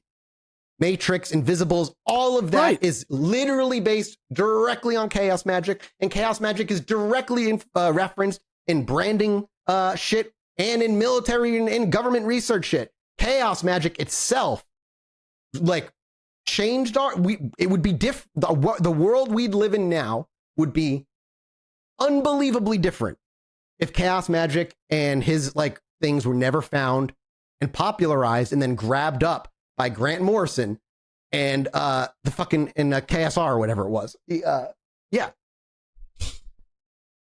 And I'm sorry, but, like, it's the Pepe thing. That was another day, or like multi-day rabbit hole of, like, holy shit, I did not know this stuff. We need the snake god. What's the one? What's the opposite of Keck? Boy, that should be it. That should be what we push for. Is like, it's a snake. We need the opposite. I'm pretty sure it's a snake, but boy, I don't remember. I didn't. It's like, I knew Keck. Obviously, I knew Keck got crazy popular, and I knew it became a very right wing kind of thing. I didn't know about the chaos magic. It feels parts. Like, Keck clearly for me is that, like, wow, online meme goof laugh, like, thing. Like, because that was the back in the day. But Kekistan, I remember this. I remember the whole, it's still going. I mean, the guy, right, but I'm saying, like, I feel like it came from one thing and then was attributed to something else because that's, like, way cooler. Just like the Ellis. It's just like the Ellis Sigil. Or was it like, was it just an alignment of two separate pieces of culture, WoW and people who knew the Egyptian shit, and it just kind of brought them together on this and like merged them? Like, but regardless, like, it's crazy because I knew the popularity of Keck and all that shit. I did not know the chaos magic roots that people were practicing with this thing and what they were trying to accomplish with it. And the fucking articles and shit. I didn't realize any of that. Like, they're until all I did the research. obsessed with control. You know what I mean? Yeah. They're all like all those types of people. They all just want to get a leg up on controlling others. And now guess what's happening? They have somebody in office that is going to control in ways that they don't want him to. Right. But they got what they wanted. And the blowback is getting the worst thing that you asked for. Yeah, man. In its own way. As you know, Medicare gets stripped away into like for 500 million people. Like, you know, like, isn't that weird? But again, as I say at the end, There's no way to, there's no way to say this is chaos magic. It has inevitably, however, made an impact on history. Been mighty chaotic. All right, that's Chilluminati. Year of the Snake, you guys. Listening. We're off to go do a mini-sode. Year of the Snake, guys. Year of the Snake. Yeah, we gotta get the snake out there. I remember something about the Pharaoh's like little snake being like to protect against the powers of chaos. But that might be made up. I don't know. It's also insane to me that they would like Heck is like the chaos god or something. Like it's weird. Anyway, we're off to go do a mini-sode at patreon.com/ChilluminatiPod, where you can go support us in all of our endeavors. Thank you all so much. Grab those live show tickets 23, while they're there. the number. Jim Carrey. One song. It's a song by like Cake that plays. I can't remember what it is. Oh, it's such a bad trailer. Thank you. Bye.